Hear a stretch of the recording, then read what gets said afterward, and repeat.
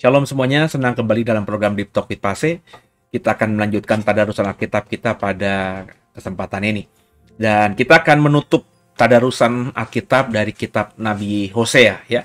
Karena pada kesempatan episode ini kita akan membahas Hosea pasal ke-14.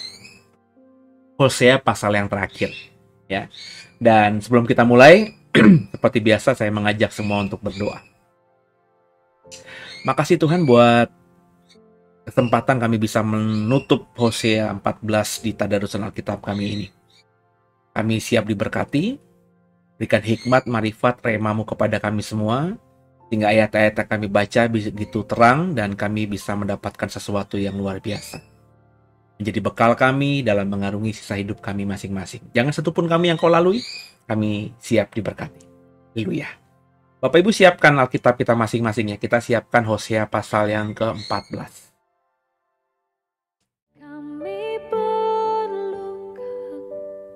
Keajaibanmu, kami butuhkan sentuhan tanganmu, kami tak dapat jalan sendiri, kami perlu Kau Tuhan.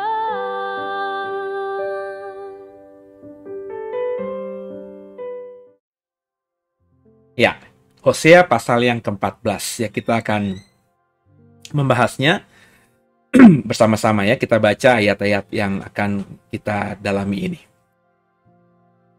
Hosea pasal 14.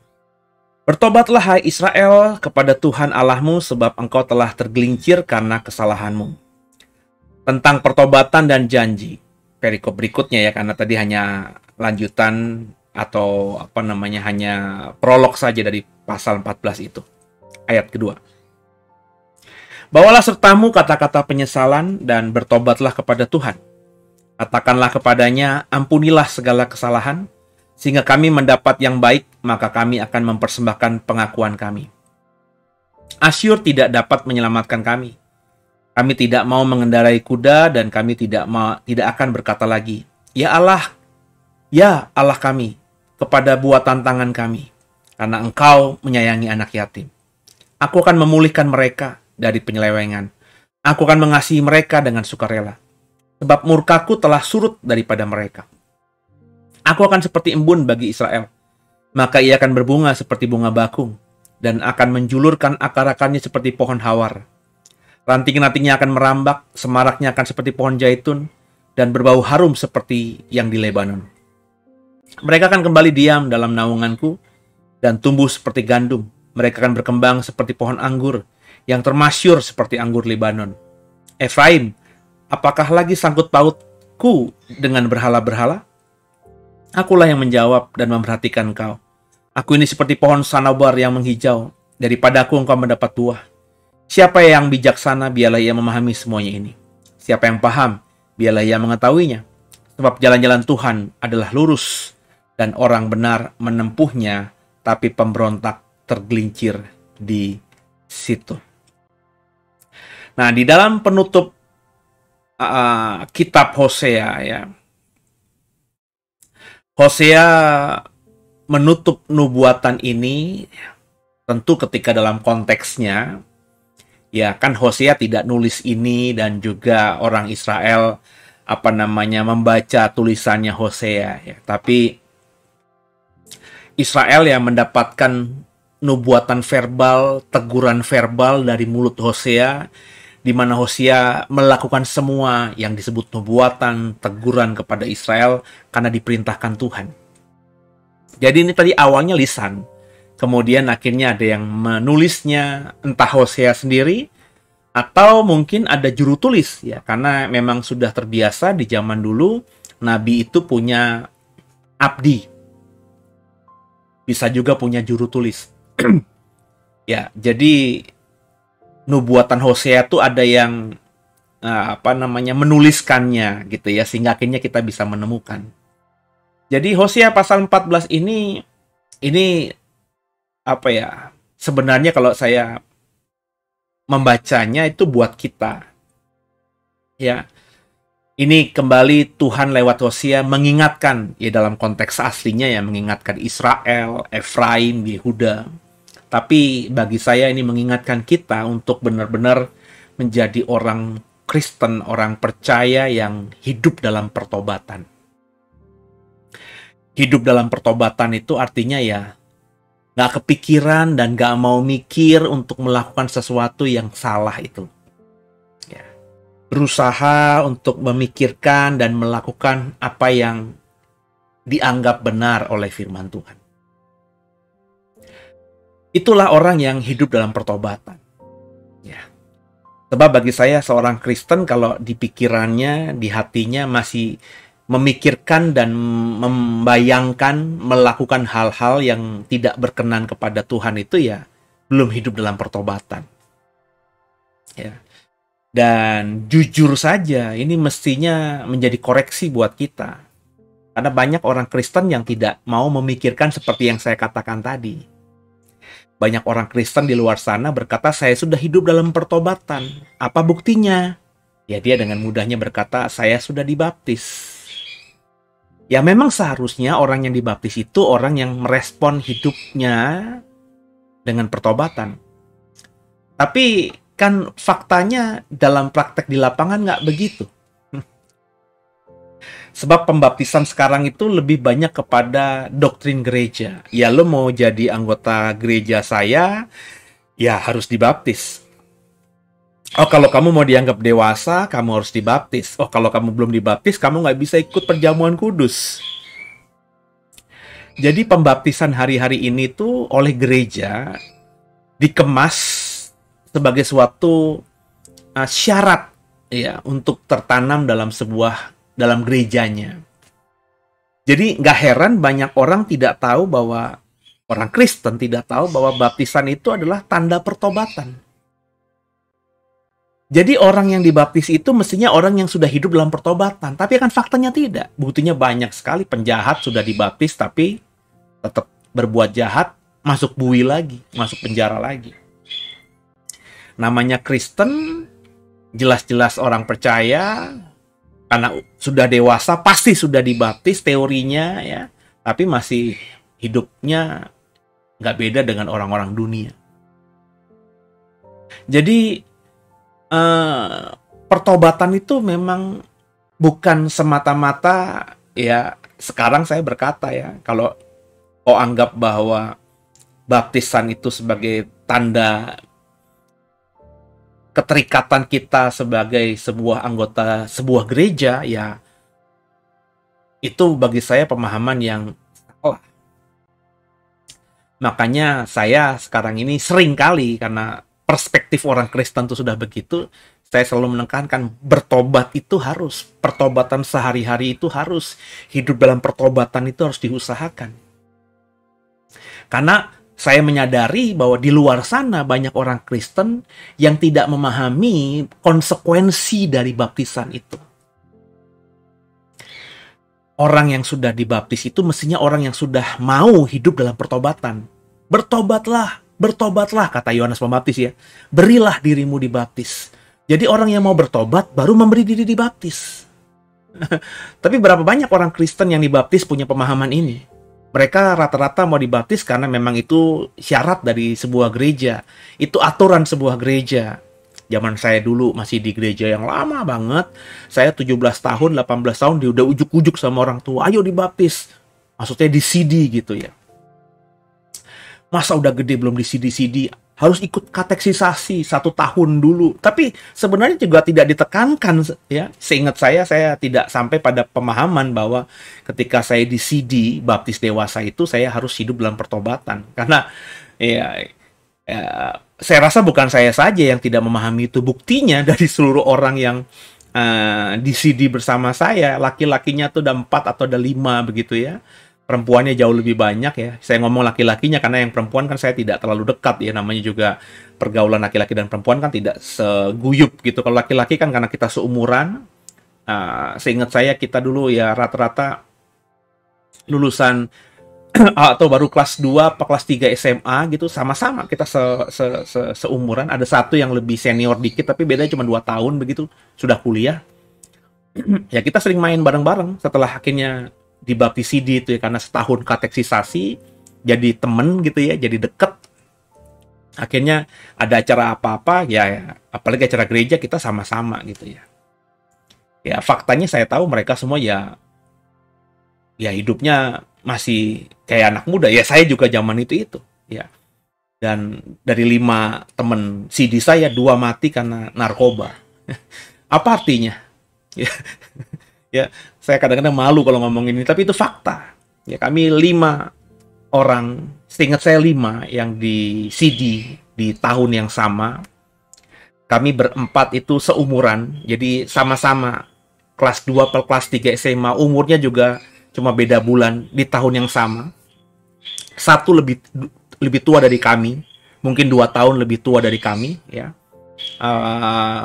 Mungkin kelas angkatan tingkat 1 tingkat 2 kuliah lah, pokoknya beda setahun 2 tahun sama kami. Jadi ya masih seumuran juga kan ya, nggak selisih jauh. Jadi ketika akhirnya kami resmi jadi warga CD sebuah gereja, terus ya dalam kegerakan kaum muda, kami sama-sama satu alma mater kan, karena satu angkatan dalam CD.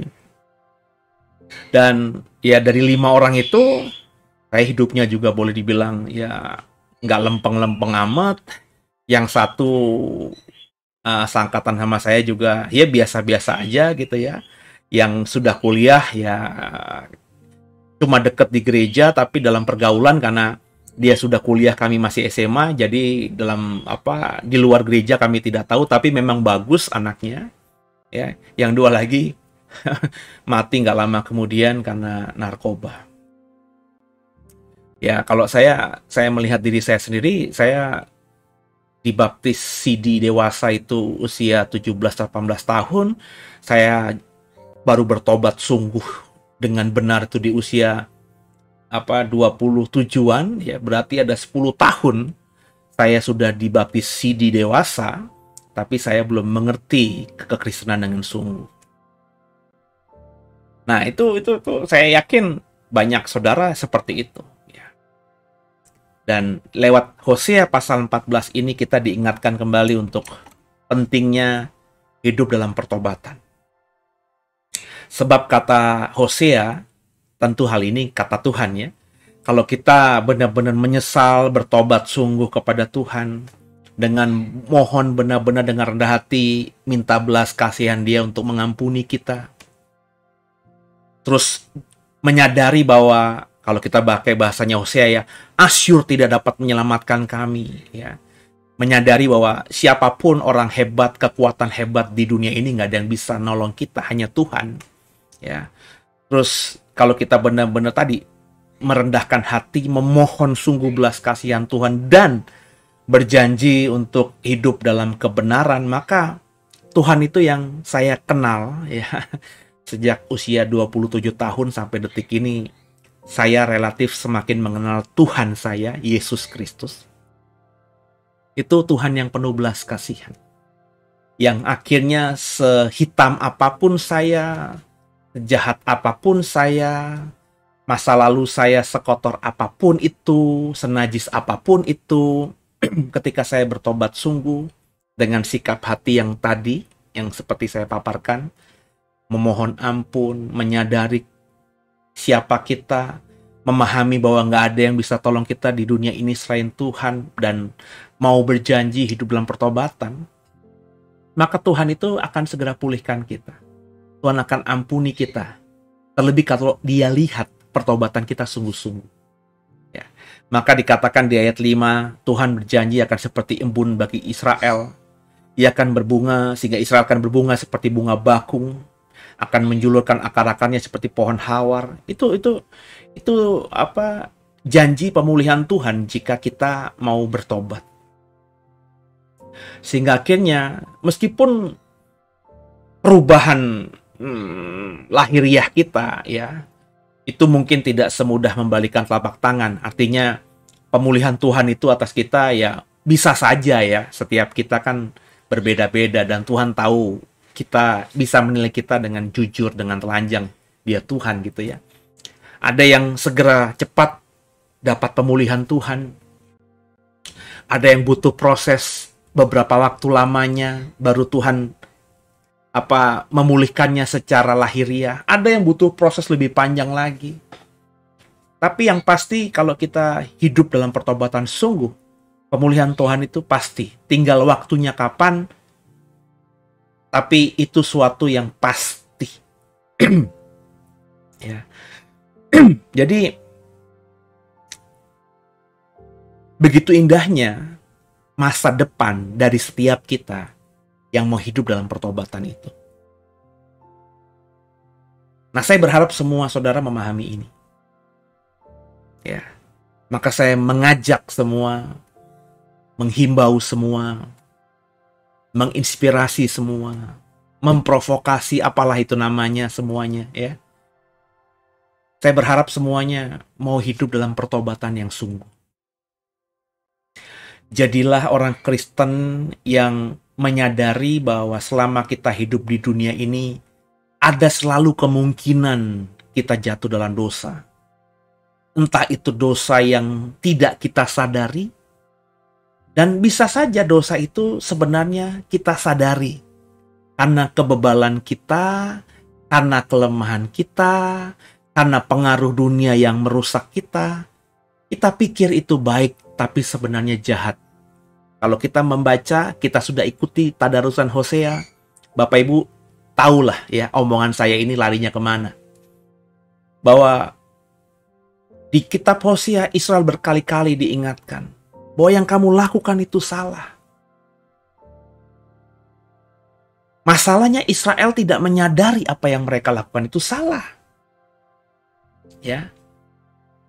Tapi karena tadi ya, kelemahan mereka lah, kebodohan mereka lah, yang mereka anggap baik itu mereka kerjakan, padahal di mata Tuhan itu jahat, salah. Jadi ada banyak dosa yang kita lakukan seperti itu. Kita bisa melihat yang lainnya dengan telanjang, oh itu dosa, itu tidak dosa.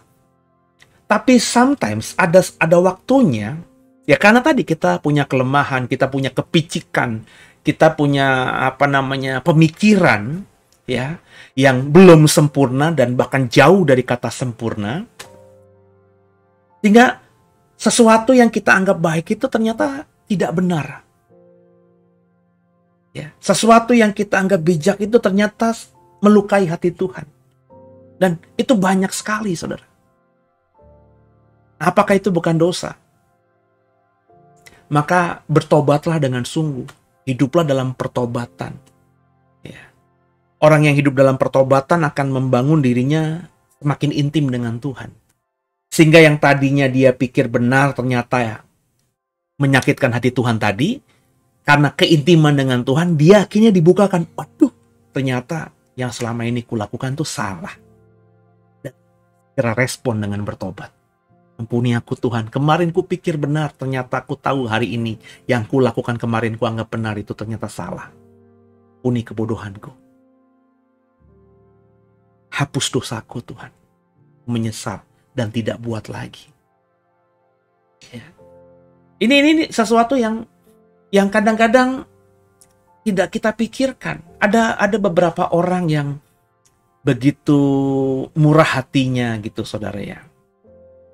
Murah hati kan bagus dong. Memberi tumpangan kan bagus dong. Tapi entah karena keluguan kah, entah karena background latar belakang kah, atau memang karena kebodohan juga, kita nggak tahu saudara. Saya tidak ngomongin kasus tertentu, tapi ini contoh yang real saja. Ada seseorang yang memang murah hati, ada seseorang yang memang penuh belas kasihan, ya. Ada seseorang yang memang sering menolong gitu ya. Dia berpikir dia sedang melakukan hal yang baik, padahal itu jahat. Contoh yang real. Saya misalnya, saya ambil contoh saya aja lah ya. Saya orang yang murah hati, orang yang baik, orang yang sering menolong, orang yang hatinya penuh dengan belas kasihan. Saya udah kayak Tuhan lah pokoknya. Ya. Ya, karena saya sering berbelas kasihan, murah hati, sering menolong, itu saya nggak tegaan kalau misalnya saya tahu ada teman saya, mungkin juga teman sekantor, teman kuliah, teman pergaulan, ya. Pokoknya saya kenal lah orang itu, ya.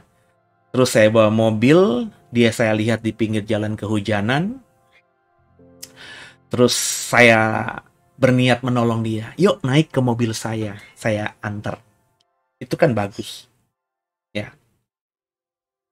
Tapi yang saya mau antar itu, meskipun saya tidak berpikir macam-macam, tapi lawan jenis saya, perempuan.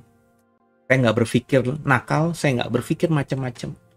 Saya cuma bilang dalam hati, kasihan banget ya, hujan-hujan, pulang sendirian, perempuan pula.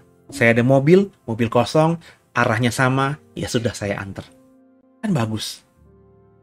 Saya pikir saya melakukan kebaikan. Tapi rupanya, ada orang yang melihat, yang tidak tahu konteks, tidak tahu pemikiran saya, hati saya seperti apa. Yang melihat itu, membicarakannya ke keluarga yang lain. Sampailah kedengaran istri saya, misalnya. Saya nggak pernah begitu, saudara. Ya. Karena saya sudah berprinsip, karena saya punya gembala dulu begitu ngajarnya. Ya. Ya, jadi kalau cuman berduaan itu nggak boleh. Jadi kalaupun saya pernah memboncengi orang di mobil saya, itu nggak pernah sendirian, pasti 2 atau 3 orang. Ya, kalau sendirian ya maafkan saya biarin aja gitu ya. Ya, kalau dulu zaman saya masih dosen, ya, saya pengurus sebuah sekolah STT. Terus ada mahasiswa saya perempuan pulang kuliah malam, terus saya lihat hujan. Saya tahu ekonomi dia bagaimana karena saya kan pemimpin sekolah itu. Anak muda ini, perempuan muda ini ketika masuk ke sekolah itu kan saya menginterview, so saya tahu lah hidup keluarganya bagaimana, dia di sini perekonomiannya bagaimana, saya tahu.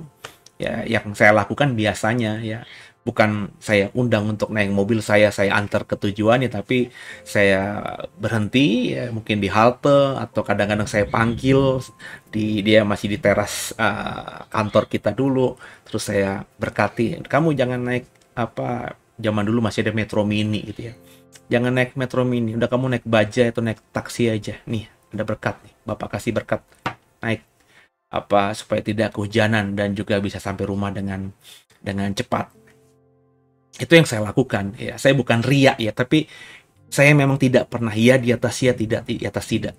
Nggak pernah bermobil berdua karena saya punya gembala dulu sakok soal itu. Selalu mengingatkan berkali-kali, mungkin karena saya baru menikah saat jadi timnya beliau, masih muda, relatif paling muda. Saya paling muda di timnya gembala. Ada beberapa orang pendeta di sekitar gembala yang paling dekat dengan gembala, dan saya yang paling muda. Jadi saya sering diingatkan soal hal itu, baik langsung maupun tidak langsung. Dalam khotbah ya saya selalu mengatakan kalau saya mendengarkan khotbah atau bahkan saya berkhotbah, itu saya sedang mengkhotbahi atau mendengarkan khotbah untuk diri saya. Ya, gembala dulu menekankan kekudusan. Salah satunya kekudusan pernikahan ya. Oh, tangan suami, tangan kita ini harus hanya untuk istri ya, pegang tangan istri, nggak boleh tangan perempuan yang lain. Itu ditekankan dalam khotbah dan itu yang saya maknai literal. Ini saya kasih contoh aja ya. Kalau itu terjadi yang saya lakukan seperti itu, ada orang lapor ke istri, bisa terluka istri. Istri nggak tahu pemikiran saya bagaimana. Bagi orang lain yang bukan istri saya, yang mendengarkan cerita itu, saya jadi batu sandungan. Katanya Kristen, ternyata nggak setia sama istri. Padahal saya memang orangnya murah hati, ya, sering ngajak daripada sendirian. Ya udah Leo, satu arah juga. Nah, ini dosa-dosa kayak gini itu sering loh Bapak Ibu.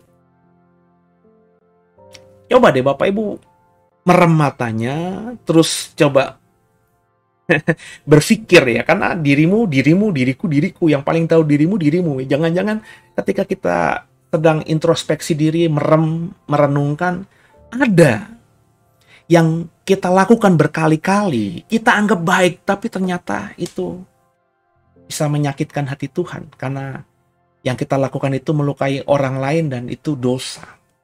Itu yang dilakukan Israel. Seperti saya bilang, Israel itu membangun mesbah di gunung-gunung, mempersembahkan korban di mesbah itu, menyembah Tuhan di gunung itu. Itu hal yang baik, karena mereka sudah berpisah dengan Yehuda. Bait Allah ada di Yerusalem, sebagai sebuah negara yang sudah berpisah dan bahkan bermusuhan. Ya kan konyol gitu ya bagi mereka datang ke Yerusalem hanya untuk beribadah kepada Allahnya Abraham, Ishak dan Yakub. Maka mereka membangun mesbah sendiri, bait Allah sendiri di gunung itu. Bagi mereka, gunung ini dulu tempat Tuhan juga berjumpa dengan nenek moyang kami. Jadi kami mau beribadah di sini. Daripada kami tidak beribadah, kan maksudnya benar.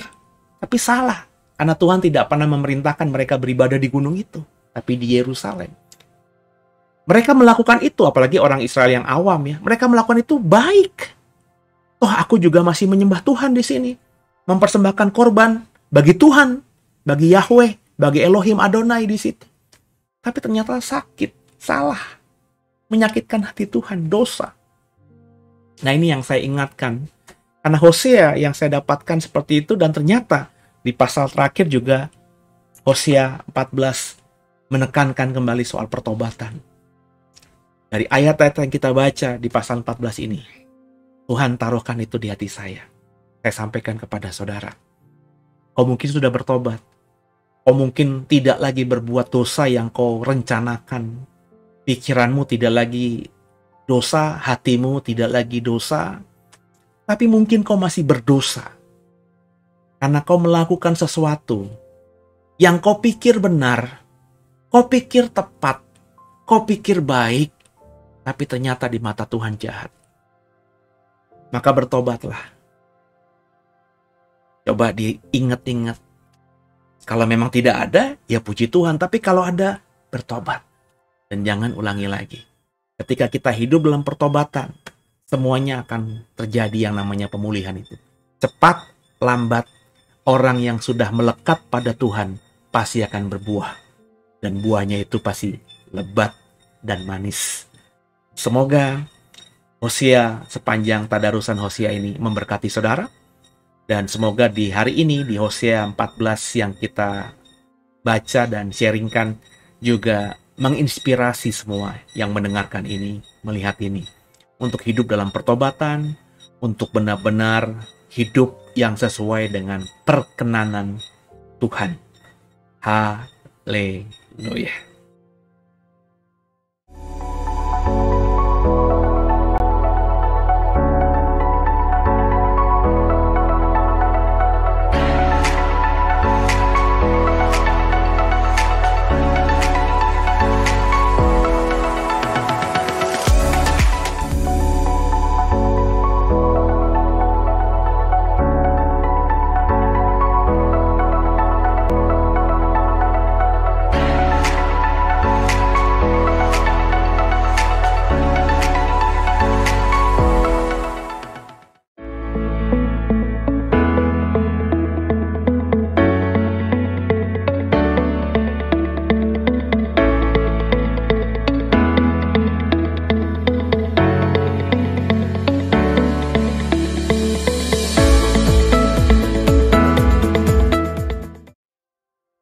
Ya, kita akhiri Hosea pasal 14, kitab Hosea secara keseluruhan.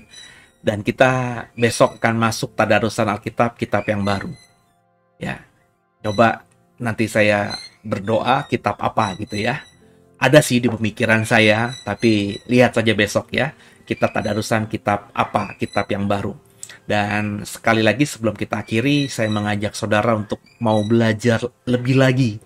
Ya, di hari Sabtu, setiap Sabtu sore kami buka sekolah atau kelas sekolah Alkitab. Bukan dengan gelar, tanpa gelar.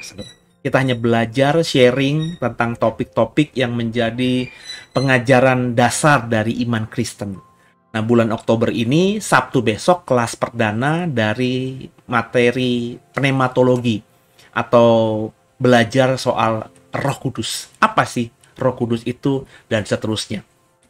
Maka saya mengajak saudara, tadi ada flyernya ya, bisa dihubungi Bu Esther, nomor teleponnya ada, dan juga ada scan barcode-nya, bisa di-scan, nanti Bapak Ibu tinggal isi formulir di scan barcode itu, kemudian di-send ketika semua berkas-berkasnya sudah ada, maka ketika kami terima, maka kami akan memfollow up dan Bapak Ibu bisa ikut kelas ini. Biayanya cuma 100.000. Kalau saudara andai kata masih dalam masalah keuangan sekalipun, tidak mampu membayar 100.000 itu, ya Bapak Ibu hubungi saja nomor telepon yang ada, ya. Sampaikan kerinduanmu untuk belajar, maka kami akan mengajak saudara untuk ikut kelas ini secara free. Karena tujuan kami ingin mengajar. Jadi semakin banyak orang yang bisa belajar, semakin tentu kami percaya jadi berkat, gitu ya. Dan saya mohon terus dibawa dalam doa. Program ini agar pelayanan yang kami rintis ini, yang kami kembangkan dalam digital ministry ini semakin berdampak. Gitu ya saudara ya. Jangan lupa kalau diberkati juga di-subscribe, kalau belum yang men-subscribe channel YouTube ini, dikasih like setiap mendengarkan materi-materinya, kemudian kalau tidak keberatan di-share linknya kepada yang lain, dibagikan begitu, agar banyak orang lain yang belum kenal channel ini menjadi kenal karena saudara mengenalkan channel ini, program ini kepada mereka, sehingga semakin banyak orang yang mau bertumbuh imannya dalam tadarusan Alkitab The Warriors ini. Gitu ya. Kita satukan hati, kita doa, kita tutup tadarusan kita malam hari ini. Makasih Tuhan buat kesempatan ini kami bisa menyelesaikan Hosea pasal 14. Kami diingatkan untuk hidup dalam pertobatan yang sungguh. Maka mampukan kami Roh Kudus untuk jadi pelaku firman, bukan cuma jadi pendengar firman. Ampuni salah dosa kami. Yesus Kristus adalah Tuhan Juru Selamat kami yang hidup. Dan ke dalam tangan-Mu lah kami serahkan tubuh, jiwa, dan roh kami. Haleluya. Amin. Selamat istirahat semuanya. Sampai jumpa esok hari, kita tadarusan Alkitab dilanjutkan dengan kitab yang baru. God bless you all. Haleluya. Sampai ketemu besok.